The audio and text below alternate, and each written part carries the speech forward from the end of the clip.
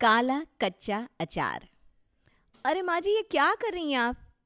अचार डाल रही हूँ और क्या कर रही हूँ। इसमें इतना हैरान होने जैसी क्या बात है। मैं ये कह रही हूँ कि अचार डाल रही हैं वो तो ठीक है माँ जी, लेकिन ये आम काटने के बाद उसे कढ़ाई में डालकर फ्राई क्यों कर रही हैं?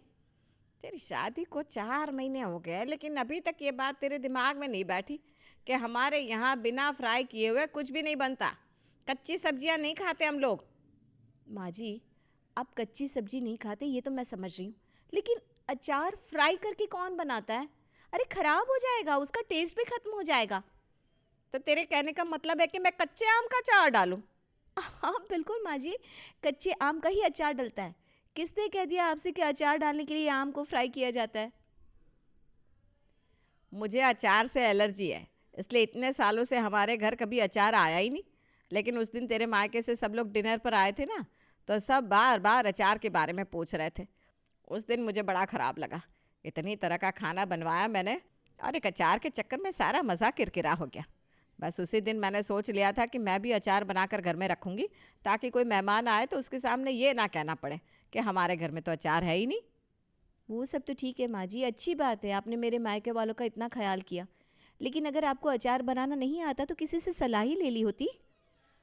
बात तो वैसे बहू तेरी ठीक है। अब तो मैंने सोच लिया है कि मैं अब बिल्कुल अलग तरह का अचार बनाऊंगी। ऐसा अचार जिसे खाकर सिर्फ स्वाद नहीं मिलेगा बल्कि सेहत में भी सुधार आएगा। हम भी देखते हैं कैसा अचार बनाती है सासू माँ। सास को समझाने के बाद बहू चांदनी अपने कामों में व्यस्त हो जाती है। वहीं दूसरी ओर सास अपना स्पेशल रेसिपी वाला अचार बनाने में लग जाती है। शाम को, माँ जी आज तो आप पूरा दिन इस अचार में ही लगी रही। आपका अचार बनकर तैयार हुआ कि नहीं? अरे कैसे तैयार नहीं होगा। देखो एकदम स्पेशल अचार बनाया है मैंने।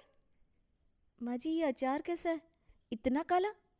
अरे अचार बनाते समय इसमें काली स्याही मिला दी थी क्या? खबरदार जो मेरे हाथ के बने अचार के बारे में कुछ भी अनाप शनाप बोला तो।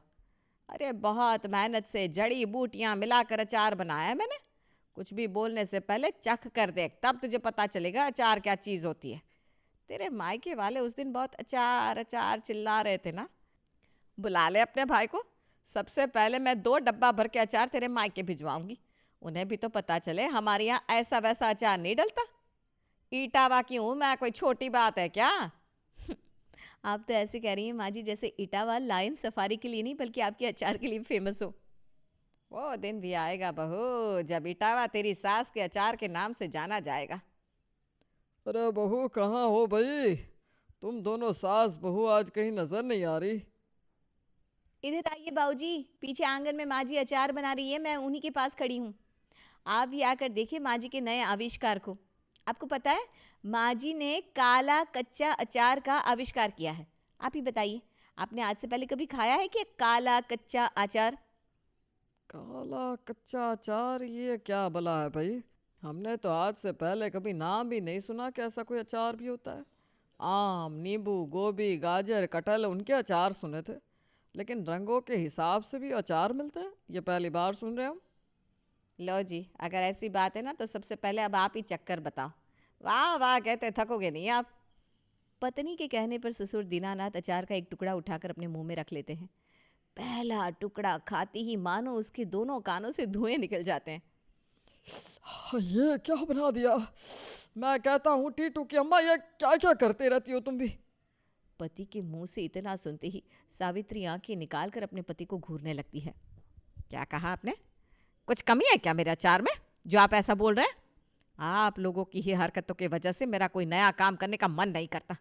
अरे किसी की मेहनत नहीं देख सकते आप लोग, सिर्फ कटाक्ष करना आता है।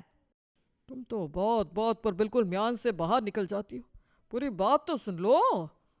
अम, मैं तो ये कह रहा था कि कहाँ से लाती हो भाई तुम ऐसे नुस्खे जिसे खाकर बस दिल करता है एक के बाद एक खाते ही जाए। अरे भैया, अचार कोई सेहत के लिए अच्छा थोड़ी ना होता है। अब तुम इतना स्वादिष्ट अचार बनाओगी तो हम तो एक ही दिन में पूरा डब्बा खा जाएंगे। फिर हमारी सेहत खराब होगी तो उसकी जिम्मेदारी कौन लेगा बताओ? क्या अभी ना बुढ़ापा आ गया, लेकिन आपकी ये मेरी चमचागिरी करने की आदत नहीं गई। और एक बात बताऊं आपको, मैं जानती थी मेरे हाथ का अचार खाने के बाद ना खुद पर काबू नहीं कर पाएंगे आप। इसीलिए मैंने अचार में ऐसी कोई चीज़ डाली ही नहीं जो सेहत खराब करे। ज़्यादा तेल मसाला खाना नुकसानदायक होता है, इसलिए मैंने इस अचार में तेल मसाला नहीं डाला। इतना ही नहीं, मेरे अचार को खाने से जोड़ों का दर्द, सर दर्द और भी तमाम तरह की बीमारियों में आराम मिलता है। अरे मैं तो कह रहा हूँ, जब तुमने इतना स्पेशल अचार बना ही लिया है तो क्या ज़रूरत है इसे किसी को भी चखाने की। तुम तो इसे तिजोरी में संभाल कर रखो भाई। कैसी बात करते हो आप? अरे भाई, अगर मेरा अचार खाकर किसी के दुख दर्द दूर हो जाए, किसी के खाने में स्वाद आ जाए, इससे अच्छी बात और क्या हो सकती है मेरे लिए। सुन बहू, मैंने अपनी सारी सहेलियों को फ़ोन करके बोल दिया है कि इस बार की किटी मेरे घर पर ही होगी। और सुन, तू ना बाज़ार जाकर 1-1 किलो के 10 डब्बे लेकर आ और सब में अचार पैक कर दे। मेरी जितनी भी सहेलियां घर पर आएंगी ना, सबको रिटर्न गिफ्ट में अपना काला कच्चा अचार दूंगी मैं। फिर देखना, मेरा अचार का फ़ायदा भी पहुंचेगा लोगों तक और इसी बहाने मेरा नाम भी हो जाएगा। आप बता बहू, कैसी रही? ठीक है माँ जी, जैसा आप कहें।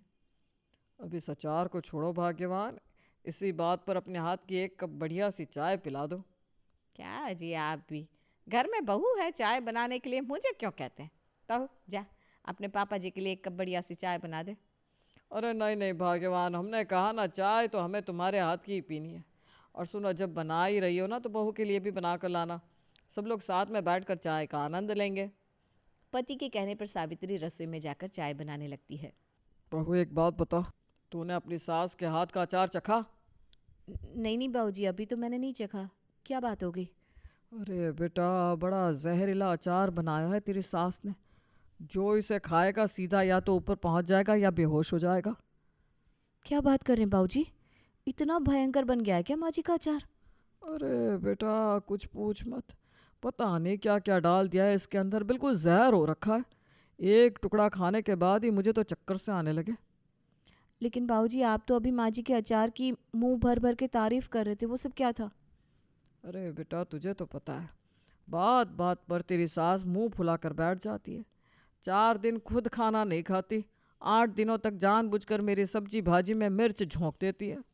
अब इस बुढ़ापे में तेरी सास के नखरे उठाने की मेरे में तो ताकत नहीं बची। अब बेटा तू ही संभाल। बाबूजी, मैं क्या कर सकती हूँ? मुझसे तो 10 डब्बे मंगवाए माँ जी ने, 1-1 किलो के। 2 दिन बाद किटी है ना, 2 दिन के अंदर ये अचार पूरे मोहल्ले में घर घर बट चुका होगा और उसके बाद पूरा मोहल्ला मिलकर हमें गालियाँ दे रहा होगा। अरे इसी बात की तो मुझे भी चिंता है बेटा, लेकिन क्या करें। क्या कहते हैं बाबूजी, फ़ोन करके सबको आने के लिए मना कर दूं क्या? नहीं बेटा, जब फ़ोन करना ही है तो मेरे पास एक आइडिया है।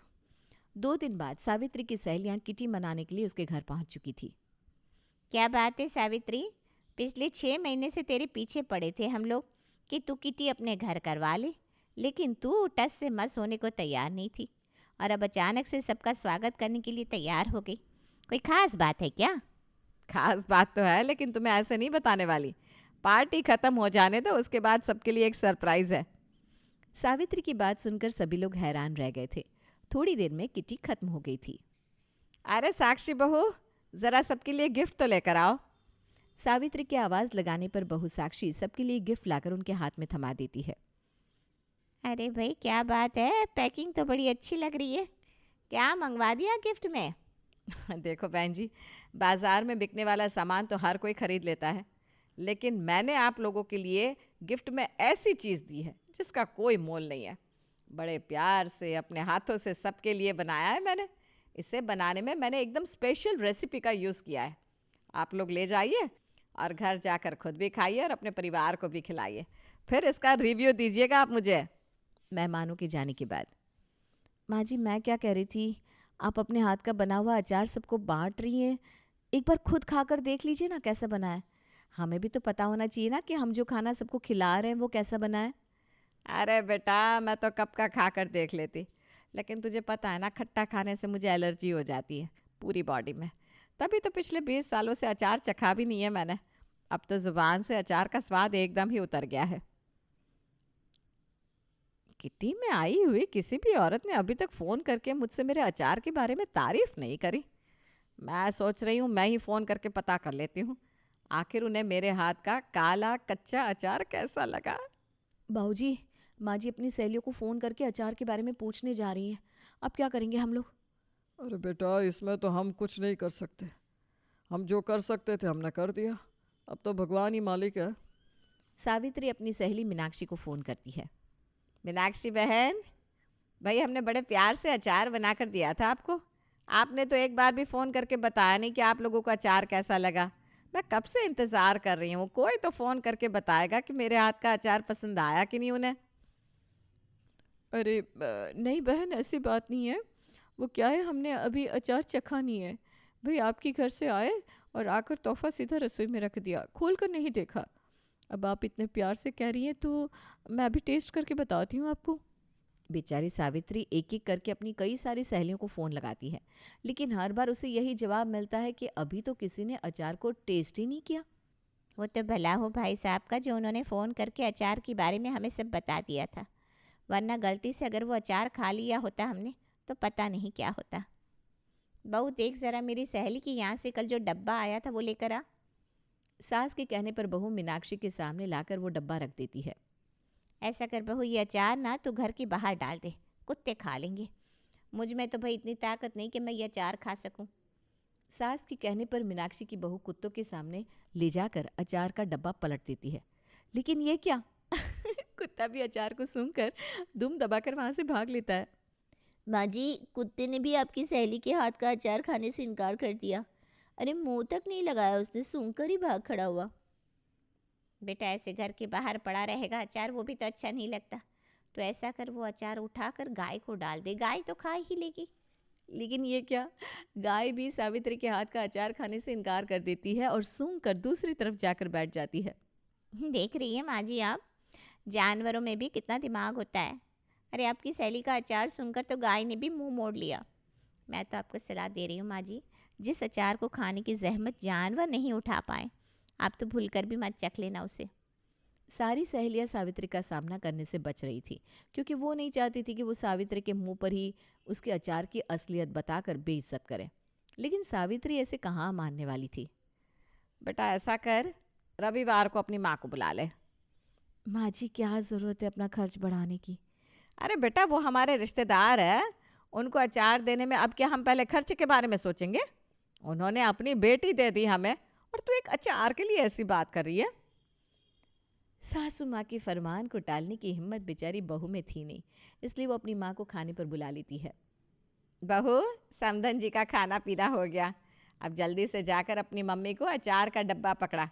और समधन जी, आप ये अचार खाने के बाद फ़ोन करके बताइएगा ज़रूर कि आपको मेरे हाथ का ये स्पेशल अचार कैसा लगा।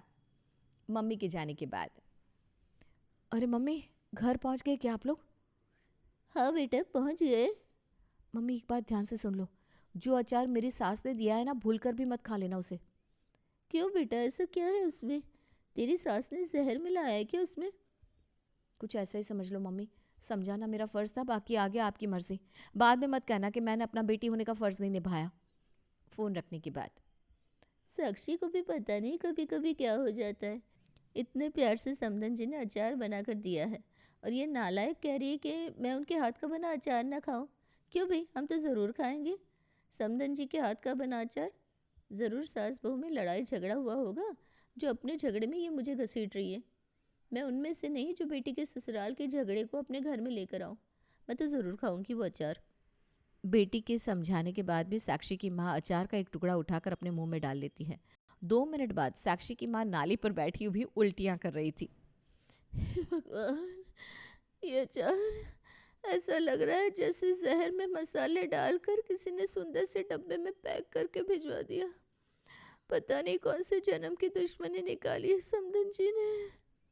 एक एक करके सावित्री ने लगभग सभी रिश्तेदार, पड़ोसी, मित्र सबके यहाँ पर अपने हाथ का अचार भिजवाकर अपनी थू थू करवा ली थी। एक दिन की बात है, भगवान सत्यनारायण की कथा हो रही थी, जहाँ पर आस पड़ोस की काफ़ी सारी औरतें जमा थीं। सावित्री अभी तक कथा में पहुंची नहीं थी, तभी औरतें वहाँ पर सावित्री के बने अचार की बातें करने लगती है। अरे बहन जी, एक बात बताइए, इस सावित्री बहन ने जो अचार के नाम पर विस्फोटक सामान भिजवाया है, क्या कर रही है आप उसका? सबसे पहले आप ये बताइए, आपने खा तो नहीं लिया गलती से? 2 दिन तक ऐसा मुंह का स्वाद उतरा मेरा कि कुछ खाया ही नहीं गया। अचार के नाम पर पता नहीं क्या बनाती है ये सावित्री बहन, भगवान ही मालिक है इनका तो। आप विश्वास नहीं करेंगी बहन जी, मैंने तो ये अचार कुत्ते के आगे डाला तो कुत्ते ने भी खाने से मना कर दिया। अरे अगर भाई साहब का ख्याल ना होता ना तो मैं तो ऐसे ही सुनाती सावित्री बहन को कि उन्हें छट्टी का दूध याद आ जाता। लेकिन भाई साहब की बात भी उनकी जगह ठीक है। कड़वी बात कहने से किसी का भला तो होता नहीं, बिना बात उनका दिल दुखेगा। बस इसीलिए हमने भी सोचा कि जाने देते हैं। सावित्री ने जब औरतों को बातें करते हुए सुना तो उसके तो होश ही उड़ गए। इसका मतलब ये सब मेरे हाथ के अचार की बात कर रहे हैं। ऐसा नहीं हो सकता। ये तो मेरे हाथ के अचार की इतनी तारीफ कर रहे थे और ये औरतें इस तरह से मजाक उड़ा रही हैं। लगता है आज मुझे खुद ही जाकर चखना पड़ेगा अपना अचार। एलर्जी वेलर्जी से तो बाद में निपटूंगी, पहले इन औरतों से निपट लेती हूँ। सावित्री उल्टे पैर कथा में से वापस अपने घर की तरफ निकल जाती है और डिब्बे में से एक टुकड़ा अचार अपने मुंह में डालती है तो अचार के भद्दे स्वाद के कारण वो उसके मुंह से बाहर निकल जाता है। इतना गंदा अचार बनाया है मैंने और ये इसकी मुंह भर भर के तारीफ कर रहे थे। आज तो मैं इन्हें छोड़ने वाली नहीं हूँ। सावित्री गुस्से में अपने पति के पास पहुंच जाती है। क्यों जी, क्या कहा था आपने? मेरे हाथ का अचार इतना स्वादिष्ट है कि आप एक बार में पूरा डब्बा चट कर सकते हैं, यही कहा था ना आपने? हाँ हाँ भाग्यवान, मैं तुमसे झूठ क्यों बोलने लगा? तुम्हें यकीन नहीं है क्या? ठीक है, ये लो ये डब्बा, पूरा नहीं बस 4-5 टुकड़े खाकर दिखा दो। बेचारे बाबूजी 2 टुकड़े तो किसी तरह खाते हैं और तीसरा टुकड़ा खाते ही वो उनके मुंह से बाहर निकल जाता है। वो बुरी तरह खांसने लगते हैं। और कुछ कहना है क्या आपको? अरे भाग्यवान, हमने तो जो भी किया तुम्हारी खुशी के लिए किया। देखो, मैं और बहू नहीं चाहते थे कि तुम्हारा दिल दुखे। अब तुमने तो इतने प्यार से मेहनत करके सबके लिए अचार बनाया। अरे कोई बात नहीं सावित्री, कभी कभी ऐसा हो जाता है। अपनी सहानुभूति अपने पास रखिए आप। सारी दुनिया में इज्जत का कबाड़ा करवा कर रख दिया आपने। इससे तो अच्छा होता कि आप मेरे मुंह पर बेइज्जती कर देते। कम से कम लोग मेरे बारे में बात करके मुंह दबाकर हंस तो नहीं रहे होते। कहीं मुंह दिखाने लायक नहीं छोड़ा आप लोगों ने मुझे। आप तो मुझसे बात ही मत करिएगा आज के बाद।